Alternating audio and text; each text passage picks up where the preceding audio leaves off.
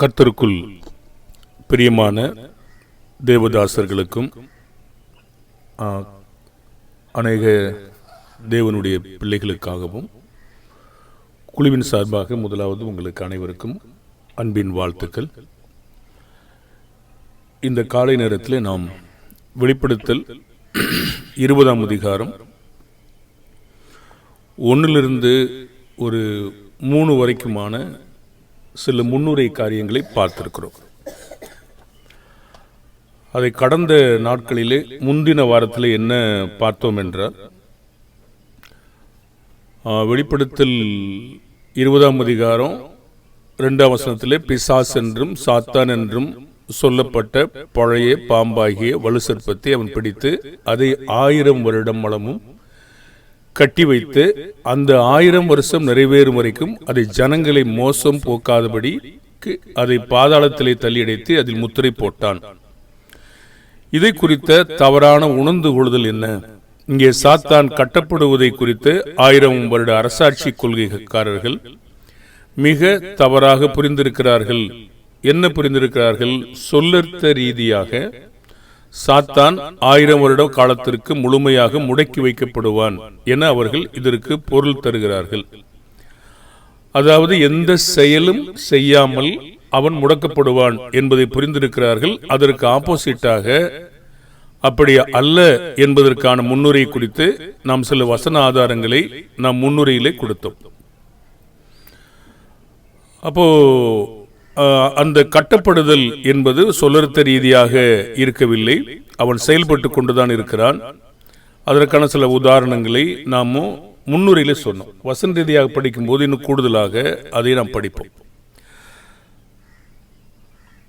இப்ப இயேசுவானவர் சாத்தானை அழித்தார் என்றால் அவன் முற்றிலுமாக அதோடு சேர்த்து செயல்படாமல் இல்லை, அவன் இன்னும் செயல்பட்டு கொண்டுதான் இருக்கிறான். அவருடைய செயல்பாடுகள், அவருடைய காரியத்திலே அவர் அதை அழித்து விட்டார். நம்முடைய காரியங்களிலே நாம் இன்றும் சாத்தானை ஜெயிக்க வேண்டும் என்பதற்கு நிறைய ஆதாரங்கள் வேதத்தில் இருக்கிறது. அதற்கான சில ஆதாரங்களை குறித்து முன்னுரையிலே பார்த்தோம். அதுக்கு அடுத்த வாரத்திலே இந்த 1000 வருட அரசாட்சிக்காரர்கள் என்ன தவறான புரிந்து கொள்ளுதல் இருக்கிறார்கள் என்பதை பற்றி ஒரு முன்னுரையிலே 3ஆம் பாகத்திலே படித்த காரியத்தை நாம நினைவுபடுத்தினோம். இப்போ கடைசியா ஒரு கேள்வி கேட்டு நாம அதை முடிச்சோம். என்ன கேள்வி முடிச்சோம்னா, நீண்ட காலத்திற்கு இருக்கும்படி சாத்தான் கட்டி வைக்கப்படுதல் என்றால் என்ன என்பதற்கு வெளிப்படுத்தல் 20ஆம் அதிகாரம் 3ஆம் வசனம் சாத்தான் கட்டி வைக்கப்படுவதற்கான நோக்கத்தை சொல்கிறது. அந்த 1000 வருஷம் நிறைவேறும் வரைக்கும் அதை ஜனங்களை மோசம் போக்காதபடி அதை பாதாளத்திலே தள்ளியடைத்து அதன் மேல் முத்திரை போட்டான். அதற்கு பின்பு அது கொஞ்ச காலம் விடுதலையாக வேண்டும். தேசங்களை மோசம் போக்காதபடிக்கு சாத்தான் கட்டப்பட்டான் அல்லது கட்டுப்படுத்தப்பட்டான். இது சாத்தான் தனிப்பட்டவர்களை மோசம் போக்க மாட்டான் என்று சொல்லவில்லை. ஏனெனில் ஒவ்வொரு மனிதனும் பிசாசின் சோதனைகளை எதிர்கொள்ள வேண்டிய கட்டாயத்தில் இருக்கிறார். ஏனால் இன்றும் 1 பேதுரு 5ஆம் அதிகாரம் 8-9 எவனை விழுங்கலாமென்று சுற்றித் தெரிகிறார். யோபு புஸ்தகத்திலே சொல்லுகிறார், பூமியெங்கும் உலாவி சுற்றித் தெரிகிறார். எபேசியர் 6:12-18 சொல்லுகிறான், நமக்கு மாம்சத்தோடும் இரத்தத்தோடும் போராட்டம் அல்ல, பொல்லாத ஆவிகளின் சேனைகளோடு நமக்கு போராட்டம் உண்டு என்று நமக்கு சொல்லுகிறார்.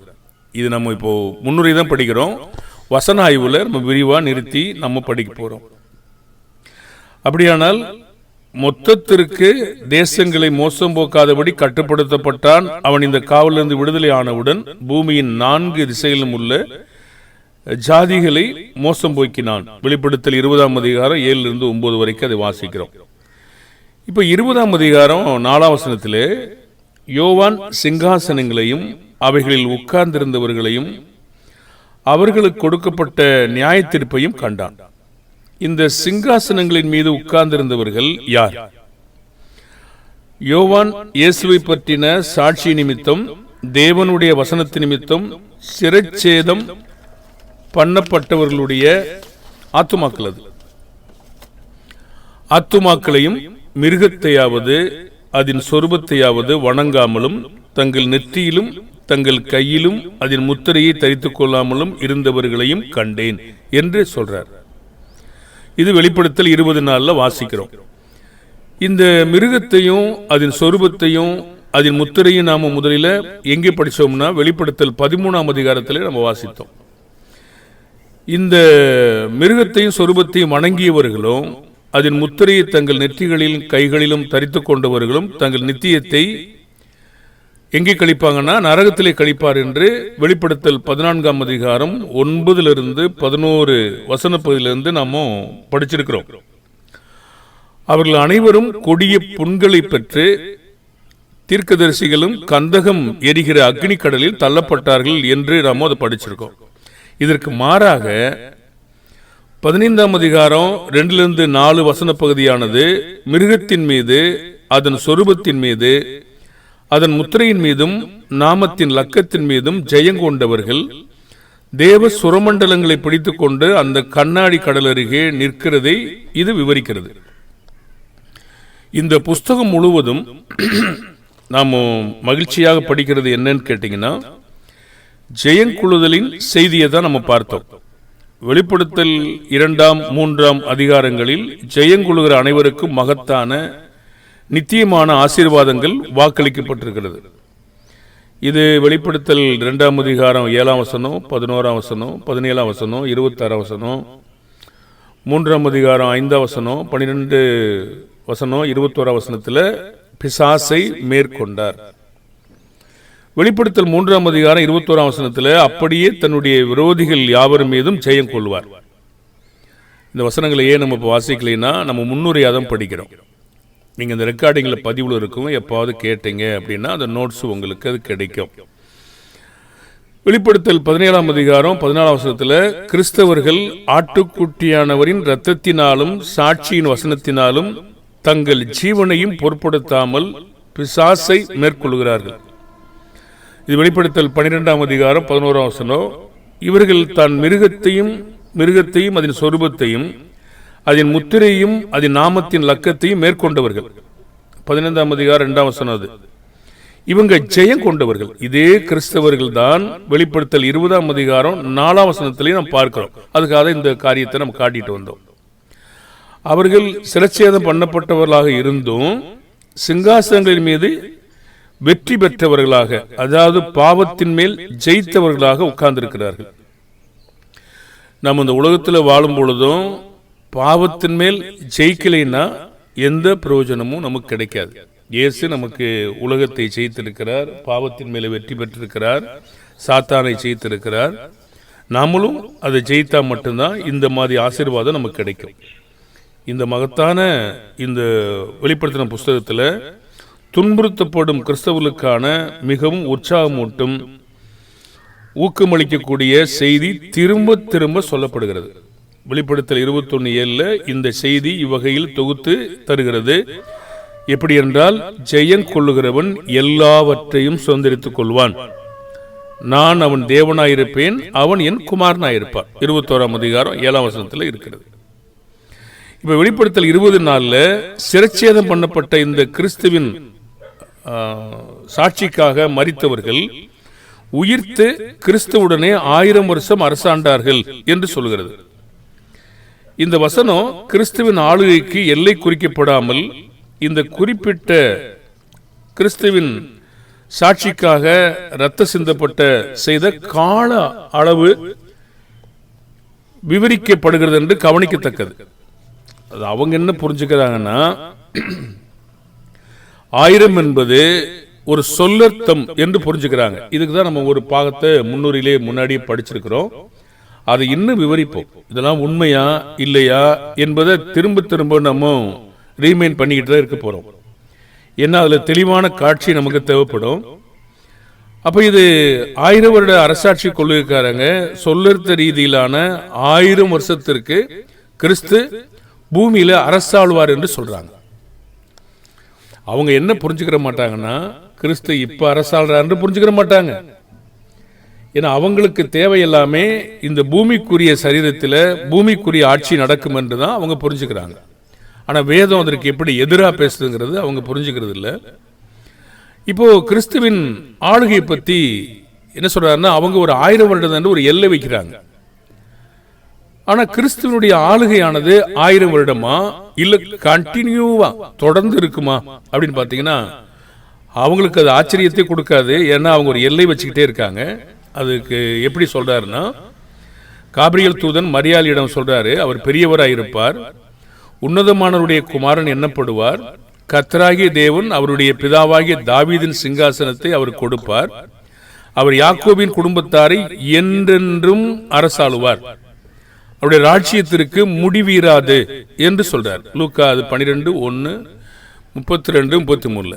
ஆனா இவங்க ஒரு முடிவை உண்டாக்குறாங்க, 1000 வருடம் அப்படின்னு சொல்லிட்டு.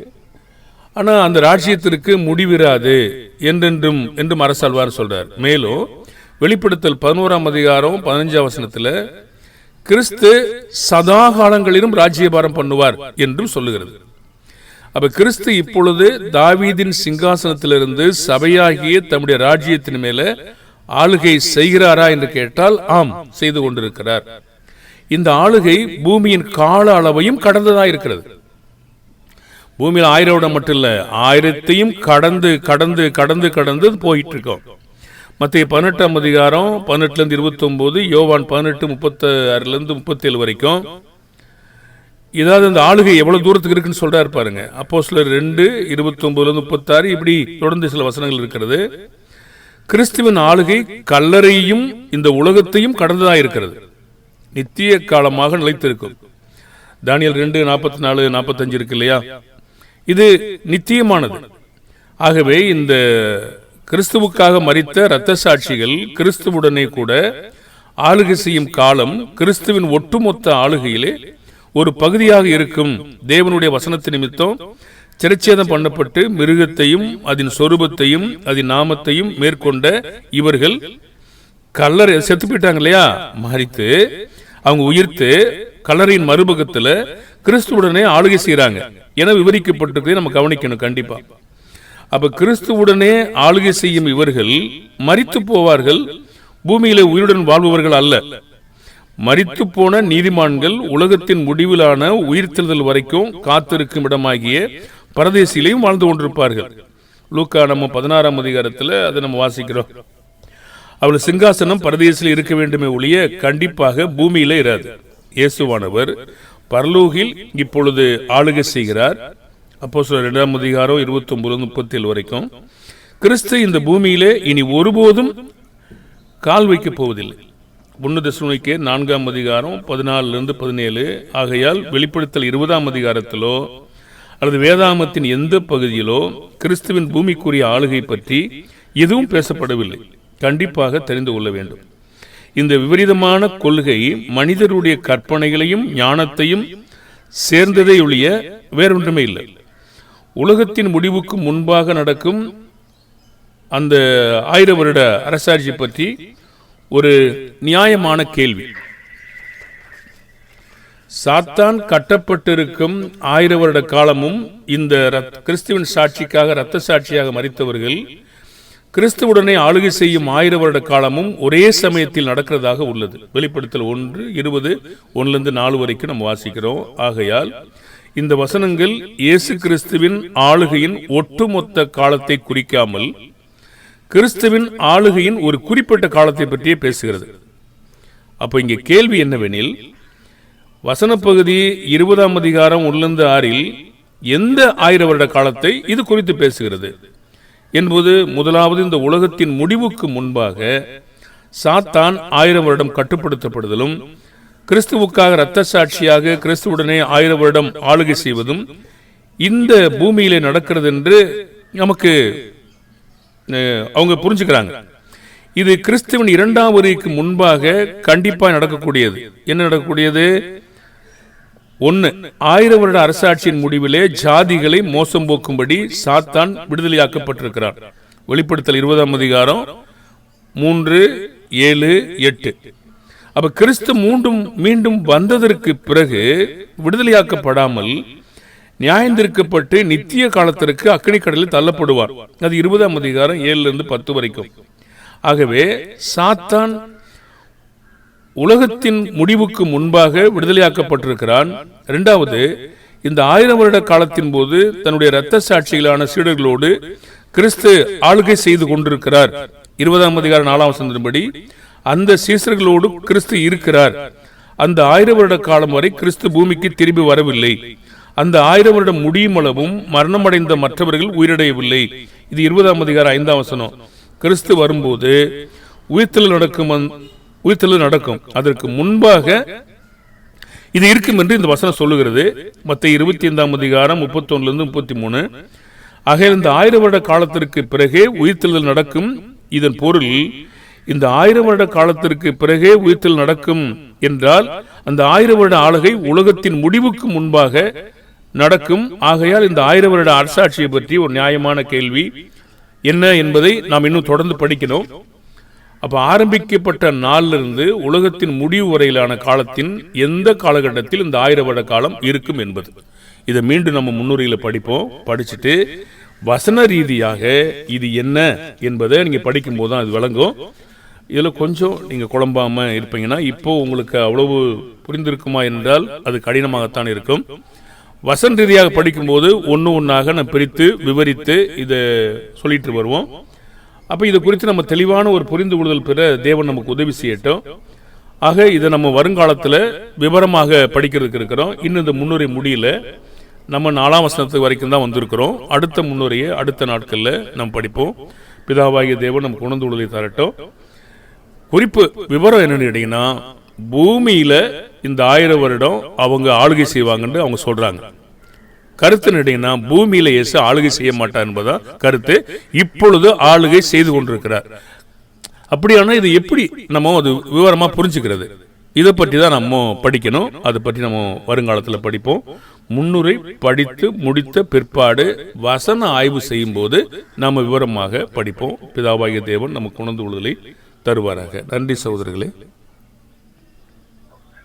மிகவும் மகிழ்ச்சி. நன்றி சொல்கிறோம்.